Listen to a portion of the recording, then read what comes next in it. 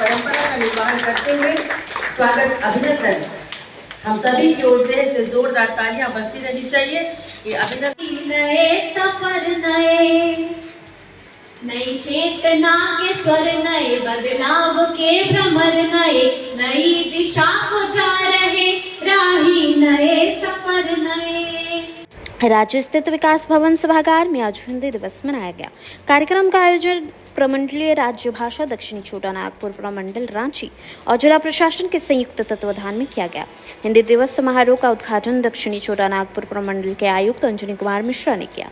इस मौके पर उप निर्देशक राज्य भाषा गौतम कुमार, उप विकास आयुक्त दिनेश कुमार यादव और एसडीओ उत्कर्ष कुमार समेत कई गणमान्य लोग उपस्थित थे। समारोह को संबोधित करते हुए दक्षिणी छोटा नागपुर प्रमंडल आयुक्त अंजनी कुमार मिश्रा ने कहा कि हिंदी भाषा देश को एकता के सूत्र में बांधती है। यही वजह है कि स्वतंत्रता संग्राम में भी हिंदी में अपनी महत्वपूर्ण भूमिका निभाई थी। उन्होंने कहा कि 14 सितंबर 1949 में देश ने हिंदी को भाषा और देवनागरी को लिपि के रूप में अपनाया था। आयुक्त ने कहा कि वर्ष 2011 के जनगणना के अनुसार हिंदी बोलने और समझने वाले लोग की आबादी 69 थी। उन्होंने उम्मीद जताई है कि यह आंकड़ा वर्तमान समय में 75% को पार कर चुका होगा।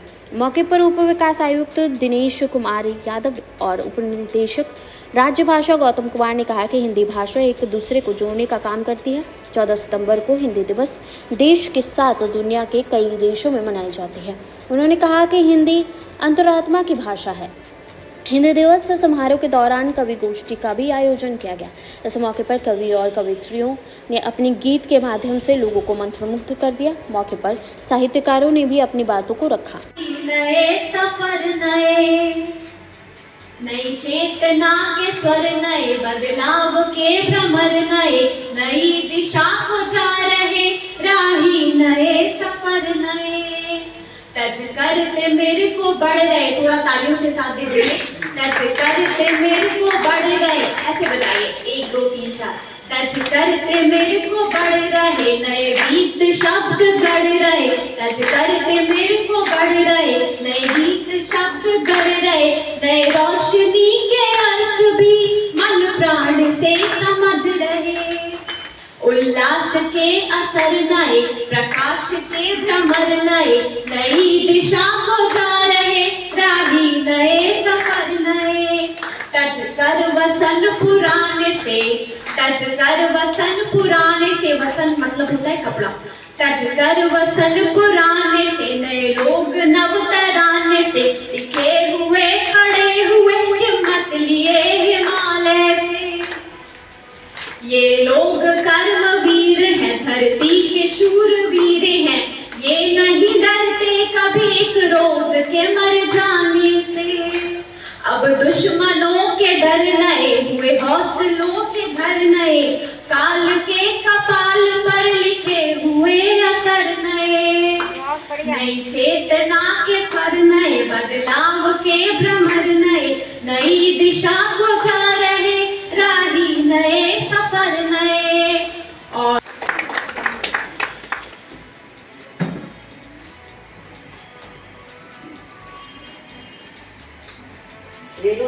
के माथे से ओ सर के माथे से देखे जो तू उड़ के। सर के माथे से देखे जो तू उड़ के। तेरे संग ही हंसना है, ओ तेरे संग ही जीना है। तेरे ही सांसों से धड़कन को चलना है। तेरे ही सांसों से धड़कन को चलना है। पनघट का किनारा हो, एकांत का इशारा हो। पनघट का किनारा हो, एकांत का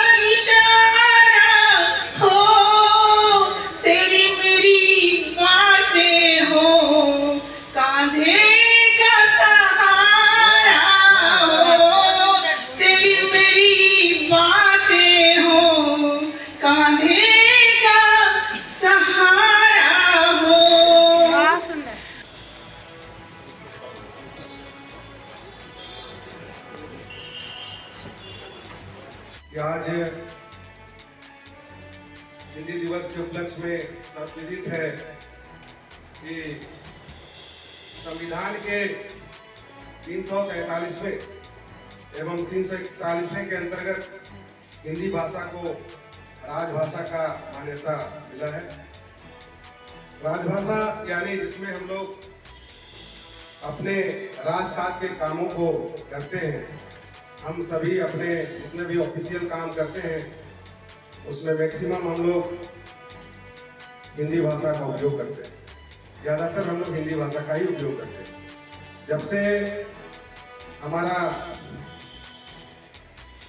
इसी उद्देश्य से हम लोग राष्ट्रीय हिंदी दिवस का इतिहास 14 सितंबर 1949 से शुरू होता है।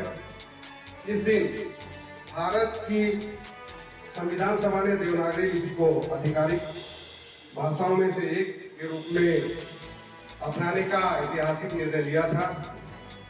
यही कारण है कि हम लोग 14 सितंबर को हिंदी दिवस के रूप में मनाने का संकल्प लिए और मना रहे हैं।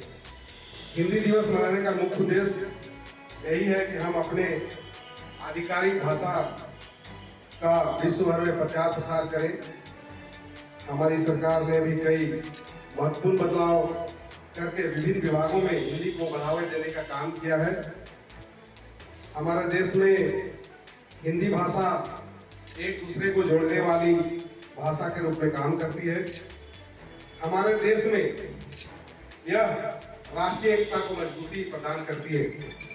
इसी के चलते इस दिन देश के साथ ही विदेशों में भी हिंदी दिवस भाषा कार्यक्रम मनाया जा रहा है। इसी ये लॉ जो है वो आज हमसे यही कह रही है में जो स्वतंत्रता आंदोलन हुआ उसका नेतृत्व कुछ वकीलों के हाथों में था जो अंग्रेजी भाषा में या फिर उसी से वो जनता को, आम जन को प्रेरित करते थे, लेकिन जो प्रभाव होना चाहिए था वो नहीं हुआ। 1916-17 के आसपास ये रियलाइज किया गया कि एक भाषा होनी चाहिए जिसके माध्यम से पूरे देश को एकता के सूत्र में हम निरूपित कर सके। और उसके बाद फिर इसका इम्पोर्टेंस पता लगा कि नहीं, हिंदी में होना चाहिए। सबसे पहले इसके प्रणेता रहे हैं महात्मा गांधी, जिन्होंने कहा कि हिंदुस्तानी लैंग्वेज पूरे भारत में यूज होना चाहिए, जो कि बाद में कालांतर में हिंदुस्तानी, चूंकि ये मिश्रण था हिंदी और उर्दू का। फिर रिजोल्यूशन हुआ 14 सितंबर 1949 में, हालांकि उस समय महात्मा गांधी राष्ट्रपिता हम लोग के बीच नहीं थे, कि हिंदी को हम लोगों ने, हिंदी भाषा और देवनागरी लिपि को हम लोगों ने अडॉप्ट कर लिया। बहुत अच्छा कदम था। ऑफ कोर्स राष्ट्रभाषा तो नहीं बन सकी, लेकिन राजभाषा के रूप में स्वीकार्यता बढ़ी। लेकिन बाद में राजनीतिक कारणों से भाषा के आधार पर राज्यों का बंटवारा हुआ, राज्य का गठन हुआ, तो थोड़ा हिंदी का जितना इसका स्थान मिलना चाहिए था वो नहीं मिल पाया। फिर भी प्रयास हुआ। 2011 के जनगणना में, सेंसस में ये पाया गया कि फर्स्ट, सेकेंड और थर्ड लैंग्वेज के रूप में कुल मिलाकर के हिंदी बोलने वाले या समझने वाले तकरीबन 69% लोग थे। मतलब हमारे देश में ऑलमोस्ट 70%। अब तो 2021 वाला हालांकि जनगणना हुई नहीं, लेकिन मैं समझता हूं कि ये संख्या तकरीबन 75 to 80% पहुंच गई होगी। तो आज हिंदी का ये इंपॉर्टेंस है, आप लोग समझिए इस बात को। इसी प्रकार एक डेटा मैं और देख रहा था, इंटरनेट के यूजर्स जो हैं आज के दिन में, पहले इंग्लिश में आप टाइप करते थे, फिर मान लिया गूगल में अगर आप टाइप किया तुरंत आता था इन्फॉर्मेशन, आज आप हिंदी में टाइप कीजिए और हिंदी के यूजर्स ऑलमोस्ट इंग्लिश से क्रॉस कर चुके हैं। यही इंपॉर्टेंस है हम लोगों का। तो ये तो, हालांकि इसमें कुछ वैश्वीकरण या फिर कुछ आप बता सकते हैं, अपने व्यवसायीकरण का भी एक रोल है, क्योंकि हिंदी में मार्केट ज़्यादा है। इवन आप देखिए मीडिया में भी देख लीजिए या फिर और सब प्रोडक्ट में देख लीजिए, हिंदी का मार्केट ज़्यादा है, इसलिए उसका इम्पोर्टेंस बढ़ गया है। तो इस अवसर का हम लोगों को लाभ उठाना चाहिए। दीप प्रज्वलन, विधिवत शुभारंभ। सबको आनी चाहिए, लेकिन आपको ये नहीं भूलना चाहिए कि आप अंदर से क्या हैं, आपका अस्तित्व किस भाषा से जुड़ा हुआ है। आप गौर करेंगे इस बात पे, कभी भी आपको गुस्सा आता है, कभी भी आप भावुक होते हैं, तो आपके मुंह से सिर्फ वही शब्द निकलेंगे जो आपके अंतरात्मा में बसे हैं, जो कि आपकी खुद की भाषा है। ठीक है, तो सभी से मेरा अनुरोध है कि हिंदी को अपने मस्तिष्क में अच्छी जगह दें, अपने दिलो दिमाग में अच्छी जगह दें, और ख़ास तौर पे अपने बच्चों को अच्छी शिक्षा दें और उनको ये बताएं कि आप असल में हैं क्या, आपको कौन सी भाषा सीखने की ज़रूरत है।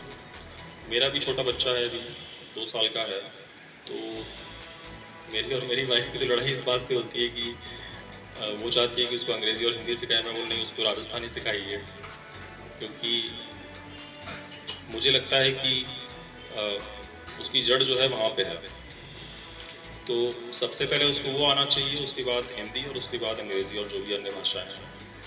तो मुझे लगता है सभी को इस प्रकार करना चाहिए, हालांकि मेरी सोच है, और न केवल हिंदी बल्कि हमारी जो और भी क्षेत्रीय भाषाएं हैं उनको भी उनका सम्मान मिलना चाहिए। आप देखेंगे कि जो लिटरेचर है इसमें गायब सा होते जा रहा है, नए नए लेखक जो उभर के नहीं आ रहे हैं, सिर्फ अंग्रेज़ी की किताबें ही मार्केट में चलती हैं, तो ये बहुत दुखद है, ऐसा नहीं होना चाहिए। एक बात मैं, चूँकि आज अच्छा मौका है, हिंदी दिवस है, तो मैं हमारे स्टाफ को भी मैं बोलना चाहूँगा कि मैं आपकी हिंदी से थोड़ा खुश नहीं हूँ। जिस प्रकार की हिंदी आप लोग पत्रों में उपयोग करते हैं, देखिए मेरी हिंदी भी बहुत अच्छी नहीं है, मैं भी अंग्रेज़ी माध्यम से ही पढ़ा हूँ, लेकिन बहुत सारे एरर्स उसमें होते हैं, बहुत सारी त्रुटियाँ होती हैं, और एक जो प्रोफेशनलिज्म होती है वो कहीं ना कहीं मिसिंग है। मेरे ऑफिस में डाक 2 तरह के आते हैं, एक जो सरकारी